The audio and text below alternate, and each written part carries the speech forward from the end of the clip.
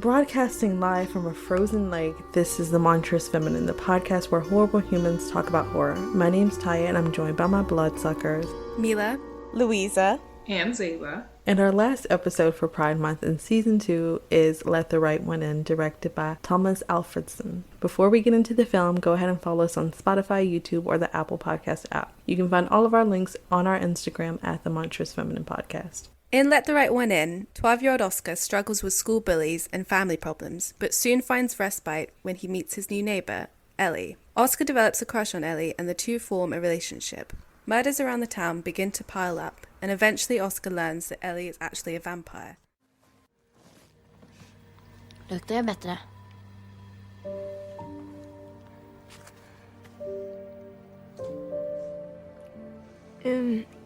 Vad heter du?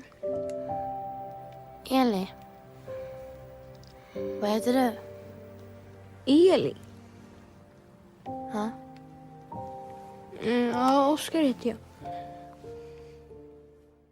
So I read this book for the first time when I was, I think, a freshman in high school. And it was because I was in a class where, so we had to write to like embassies of different countries and tell us why we were interested in their country. And I got assigned Sweden.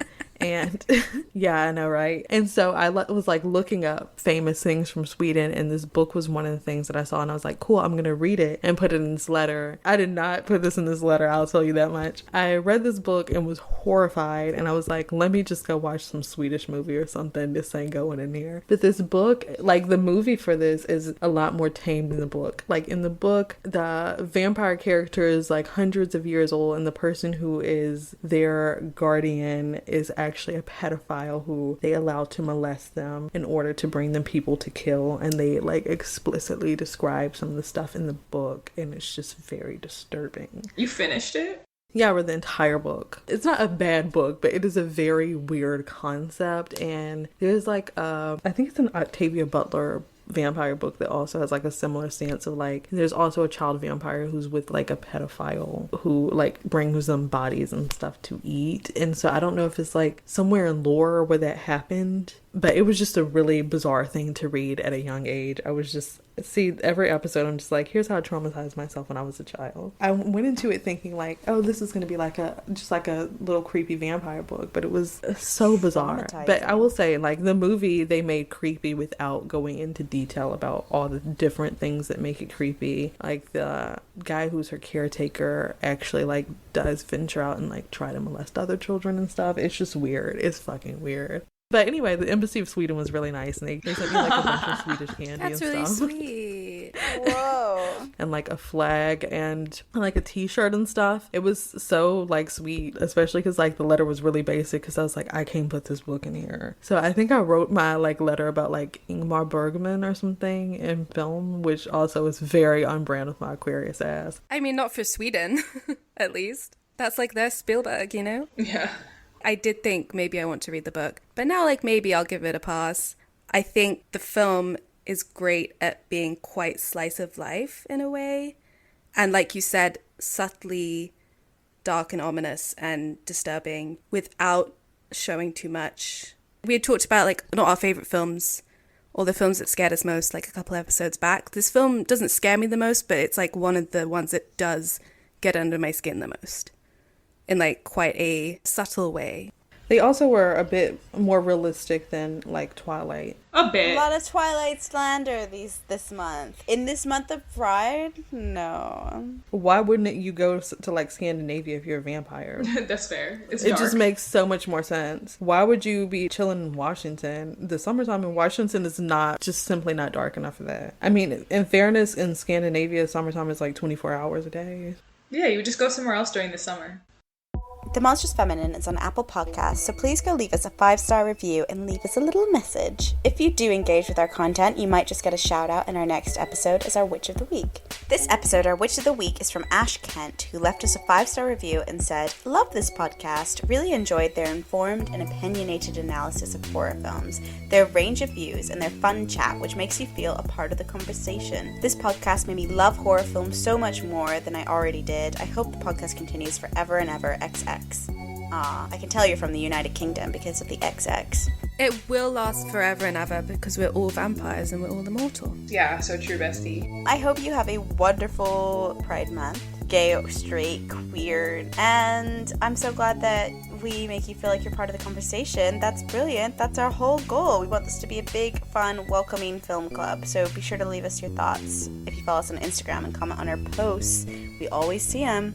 Friendly reminder that we are also on Patreon. For £1 a month, you gain access to our Discord. For £3 a month, you get to hear a cut discussion from our main episodes. And for £5 a month, you get all that plus a bonus episode. Please support us. Any contribution helps. I wanted to talk a bit more. You mentioned the novel and the differences with the novel. I wanted to talk about that a little bit more in relation to the kind of trans coding that's going on in this film. So apparently the novel was, I haven't read the novel, but Tyia, since you have, you can be our resident expert. But yeah, apparently the novel presents Ellie as much more androgynous and says that they were castrated years ago, and that after this confession they switched from using she pronouns to he pronouns. So I feel like the sort of trans allegory is much more like real in this. I'm not saying it's perfect because it's still tied to, like, I feel like here in terms of our conversations about gender, we're still tying it to genitals because, like, the only reason that the trans thing comes up is because of the castration, and then that made them trans because they're castrated. Like, I feel like that element of it is absolutely problematic. But in terms of just, like, raising the conversation, the novel is much more forthcoming about that than I thought the film was. I was actually really uncomfortable by that nude shot. I did not understand it. I did not get it. I did not realize that was a scar. I actually thought it looked more like hair. Like, to be fair, I didn't really look too hard at it because I was like, this is supposed to be a 12-year-old's vagina. Like, I had a moment of just like, why is this here? But apparently that was like meant to be a scar, and it was meant to hint at like that novel backstory of like Ellie being castrated formerly. The film just kind of basically tones down, I think, the trans elements in some ways, but I think they're still very trans-coded, especially with the whole dialogue that they have. Like, when she says, Oscar, do you like me? Even if I was a girl, would you like me anyway? And he says, do you want to be my girlfriend? And Ellie says, Oscar, I'm not a girl. Oh, wait, I wanted to talk about that scene because had I not known beforehand that these are trans characters or a trans-coded story or whatever, had I gone in blind, I'm not sure I would have come out of that scene thinking necessarily that they were trans or non-binary. Because when, I don't know, like, not a girl is like, also could have meant I am not 12 years old as you understand me to be, as in like I am an adult, or I'm not human, or they then have a conversation, I think, where he explicitly asks like, are you human? And she says something like, I'm like you, so yes. So in that, I guess it's like, but I think I totally would have gone right over my head had I not been looking for it, of like, I'm not a girl. I would have meant like, I am not human, I'm immortal, I'm older than a girl aged. You would not call a 1,000-year-old or centuries-year-old or decades-year-old person a girl. That's how I interpreted it. But I know that in the book it's meant to be that. But like when I came out of it, I'm like, if the book did not exist, if this was just like a standalone movie, I would struggle with people's interpretation of it without explicit mention of like the castration, and even that is like problematic because I don't think castration makes gender, or that genitals make gender. That's interesting that you say that, because I just feel like I had a different experience watching it. So I didn't read about the castration or the novel element plot until after, when I'd already seen the film. But even hearing that, maybe it's a little bit of a Queen of the Damned thing where I isolate dialogue a bit, but I do think you do that a bit in horror, and broadly speaking, it did seem a bit transcoded to me. Just that line of like, I'm not a girl. Well, actually, it was a hypothetical statement. It was like, would you still like me if I wasn't a girl? Yeah, exactly. It just seemed, I don't know, it just seemed like a queer conversation to have. I know that's taken it out of context. I feel like almost reading the backstory put it a bit more in context, but then the novel makes it like more definitively queer, I think. So it situates that a bit better. But also Oscar seems like quite a queer character himself, in the sense that he's a little bit more gentle, sensitive. But also when he's confronted with that question, he's not thinking vampire or immortal thing at all. He just hears, would you still like me if I wasn't a girl? And obviously he's like, yeah, okay, yeah, whatever. Like, whatever you got going, I'm down. Like, He does seem a bit queer, and yeah, he also feels like masculine pressures, like he starts lifting weights. The fact, like you said, he doesn't care that Ellie says that they're not a girl. Also, I think it's hinted that his father is queer, like his father's in a gay relationship. Like the absentee father is revealed to like have a lover who he feels uncomfortable around. I don't know, it just, the energy around Oscar feels queer. I don't know how to place it, where to place it on the LGBT plus spectrum, but because of that, and then because of that dialogue, I was like, oh, this feels like a kind of transcoded allegory type situation. In the book, if I'm remembering correctly, I know Oscar was bullied and they did show it in the movie, but in the book, I believe that they called him like homophobic slurs while he was being bullied, and like implied because he was so small and like feminine looking that he had to be gay. And they also like kind of in more detail describe that Ellie had like a mound where it was just like no genitals, and so yeah, it was the weird pedophile thing of like further detail of describing the genitals in that context. And so yeah, I agree, like it's very much almost to me like how in like a biblical context angels don't have gender. Supernatural things having gender to me doesn't necessarily make a ton of sense. So I think making Ellie not have a gender made more sense in terms of through the centuries it wouldn't be the hardest thing to think of someone being able to switch between genders or not aligning with one singular gender if they've been alive for like thousands or hundreds of years. It seems almost less probable that they would be so strictly on the binary of male or female, especially when you take like life off of the table and human perception of who you are, because those things matter so much less when you are more powerful than a human. I understand that the film wanted to imply a lot more of the story than describe it. But I agree that if I didn't have the context of the novel and that the character had been like castrated as a child, I'm not sure if I would have like actually come to that conclusion. Maybe the filmmaker wanted it to be very ambiguous, but I feel like it would have maybe been better if there wasn't that shot. Instead, we only got Oscar's perspective of it and that he maybe asked her outright. We didn't need to see it. I feel like we didn't need to see it. It was one thing in this film that I didn't understand why it was there. Yeah, we could have gotten a shot of somebody, of him seeing it and being like, what's up with that? And then her giving us backstory. Yeah, that's how he would have said it. What's up with that?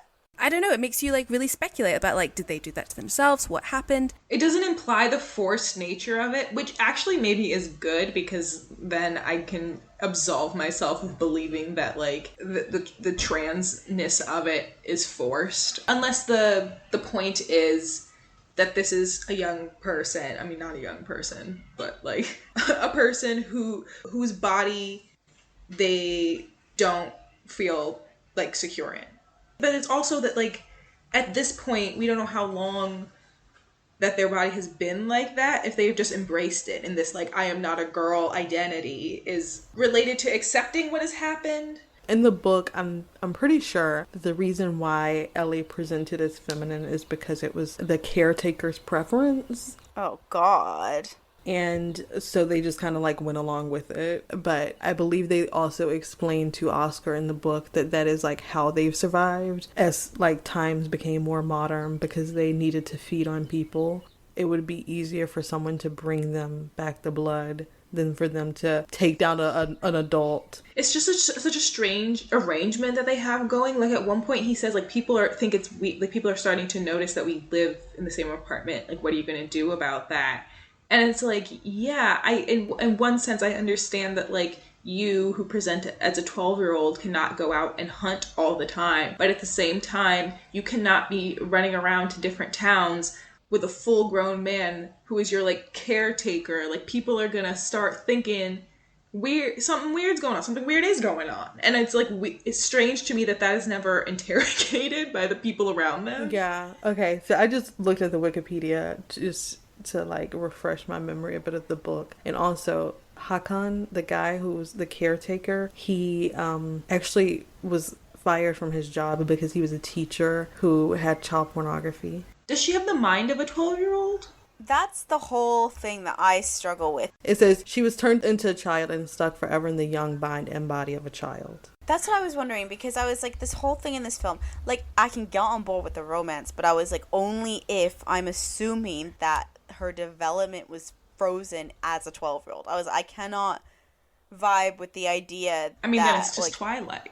Yeah, exactly. Yeah, exactly. And that's the weird thing about Twilight, is that it's like, are you just like this really old like person? But they imply in Twilight that he also developmentally is 17, which is how they get away with it. Yeah. I don't remember them implying that. Because a lot of people do comment on the weird age relationship in this, like the fact that Ellie is supposed to be a 200 plus old vampire. But I was like, okay, I'm just not gonna really interrogate that in my head. I'm gonna view it as Ellie is frozen as a 12-year-old, therefore it's just two 12-year-olds. But then the other end of the spectrum, it's a 12-year-old and a full-grown caretaker who, I don't know if it's better for me to believe that that is a 200-year-old in the body of a 12-year-old. No. Sorry. Hakan, no matter which way you spin it, is a pedophile. I don't know how to... That's the other element of this film where I'm like, bah. And book, actually. Because I'm like, why is there so much pedophilia? I don't know. I just feel like it's not interrogated enough. I interpreted it as that she was not mentally 12, that she was hundreds of years old. I didn't see the romance as something innocent and sweet, at least from her perspective. I really just saw it as her manipulating situation to get someone else to like help her, you know, do her hunting, survive. Like, I know that's slightly more depressing.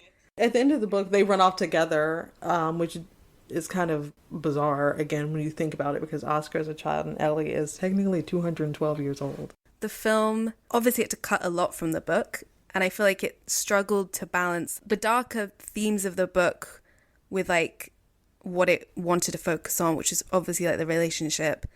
But then, I don't know, it seemed like they were in conflict a bit. I feel like the movie and the book are kind of implying the same thing, with the title saying "Let the Right One In," because you have to invite vampires in for them to be able to come in your house, according to lore. And he did not let the right one in, because regardless of what friendship they formed, Ellie is manipulating Oscar, even though he just doesn't have anyone in his life who's ever really taken up for him or listened to him or found anything about him very valuable. So when Ellie comes and immediately like befriends him and is nice to him and listens to him, it's very easy for him to get caught up in the idea that this is a great person. She does kill for him, and I guess she does it like with the authenticity in that she believes, and maybe it's true, that he also wants to kill people and would if he could, and that she's doing him this very nice solid as a loyal friend.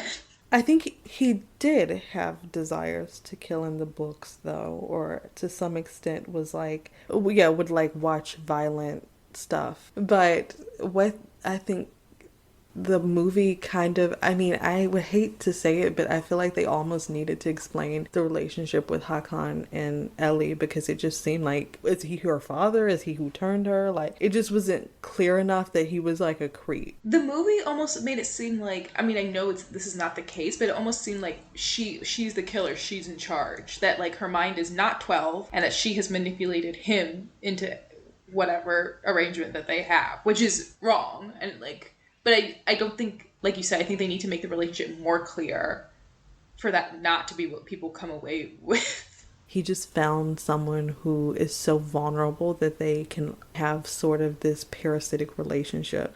I wanted to just talk a little bit about the blood mixing scene when Oscar is like, let's have a blood pact. Kids are like that. Did y'all have blood pacts as a kid? Kids be doing that. I've never done that. I feel like it's only in like It. Oh, definitely. I also never did it.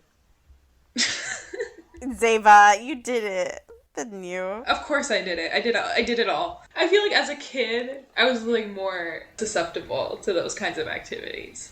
In this one, obviously this film's like 2008. And it's set in 1982, and apparently, according to BJ Colangelo for Gaily Dreadful, they're saying that in 1981, Michael Gottlieb basically discovered PCP, which among gay men, which led to a report from the Centers of Disease Control and Prevention that has since been considered the first scientific publication regarding the virus that would later be named HIV/AIDS. Basically, they were kind of identifying that might be like somewhat of a a nod to the AIDS epidemic. That is a very interesting way to take that. I just thought it was like talking about blood brothers that people would do back in the I think day. that is it.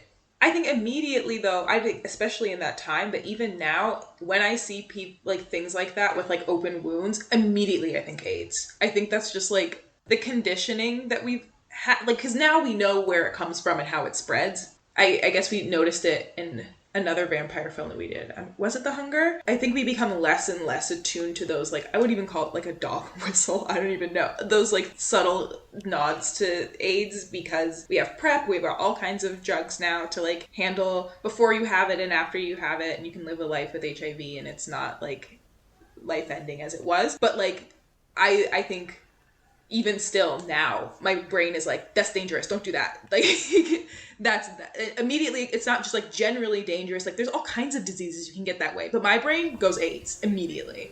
Yeah, it's like that conditioning. Every time we talk about queerness and then vampires, there is some sort of like in there. I mean, that's what blood is AIDS associated with in the queer community. Although I feel like The Hunger was more so, like, well, definitely more so an AIDS. More explicit, yeah. Worked better as an AIDS allegory because of the whole, like, aging thing and, like, the fact that he was getting poorly without, like, for some reason he was aging rapidly, and it did kind of resemble the rapid deterioration that AIDS victims would experience. But here it was just, it did seem innocent, but I did think it was something you'd like potentially discuss, just throwing in. It's hard to know how other countries dealt with their own like AIDS crisis and like how it's portrayed in their media. Like it could be different, more subtle, more obvious. And I feel like sometimes American or English critics will paint a very broad brush of like history to other films outside of, even though like obviously it's still European.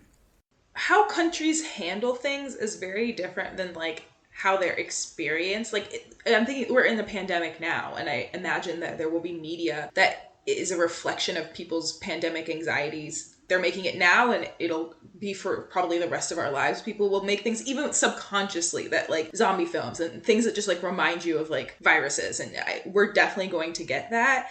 And I think that like the AIDS epidemic had its own spawn of movie babies that are even subconsciously related to that anxiety of even like that period of time where people didn't know how it spread is like very scary for people. And I think that like I'm willing to believe that like why it comes up in so many like explicitly queer movies and queer coded movies is because it's such a subconscious thing. It's something to do with the body. It's so visceral. I mean, it makes sense that it shows up in horror, but like I think that human reaction to illness is universal, like across countries. Like political response to that is different depending on the culture, but like how the anxiety that people develop around illness, I think, is like pretty similar across cultures and backgrounds. Moving on from that context, there was another bit that Matt Bochensky for Little White Lies identified that when Lack and his girlfriend Virginia discussed the nuclear hysteria and the upcoming elections, these aren't just real-life details. In 1982, a Soviet sub ran aground in sight of a Swedish naval base, and then the government was on the verge of defeat or something. There are also kind of details that provided backdrop to real life. So basically, he identifies some sort of nuclear conversation that takes place. But also, Ellie says that you could sell one of their, like, that golden egg thing to buy a nuclear plant, and I thought it's weird that there's kind of, like, nuclear undertones here. I did think it was slight nod to the fact that this is set in 1982, so it was, like, potentially commenting on, like, Cold War era. Don't know if there's much more to go into that. Like, I don't think that there's any deeper point to be made necessarily there. So this book is actually named after a Morrissey song called Let the Right One Slip In. Yeah, I saw that. Yeah, because the author is like a big fan. That's so weird. And this song actually came out in 1988, but it's just like, let the right one in, let the old dreams die, let the wrong ones go. They cannot do what you want them to do. I think they might say some Morrissey quotes in the movie, but also the author's father drowned in a harbor, and so the book has like the pivotal near drowning scene in the swimming pool. I loved the swimming pool scene. Just like visually, all right, whatever. Like, I think bullying in horror movies is like a weird trope. I feel like it just like, I don't know. It's strange. But when that head fell in that pool, I love the scene that he's still holding on to the kid's hair, like while you know the massacre is going on. And I'm sitting there like, let go, dude. Like you're still hanging on while all your friends are getting massacred. And then that one young man who's left over, who was like always not down with the shit. Like he was always very apprehensive at like the other bullying behavior. There was 2 kids who were, but there was that one kid who was like visibly shook all the time, who was the only one left who didn't get slaughtered, but his punishment was he had to like watch it, I thought. And he's just like sitting there sobbing on the bleachers. Honestly, chef's kiss. It was a really incredible scene to me. Thank you for listening to The Monstrous Feminine. Be sure to follow us on Instagram, SoundCloud, and Spotify at The Monstrous Feminine Podcast, and on Twitter at The MonFemPod. Subscribe to our YouTube channel and rate and review us on Apple Podcasts, and follow us on TikTok at The Monstrous Feminine Pod. Brooms up, witches out.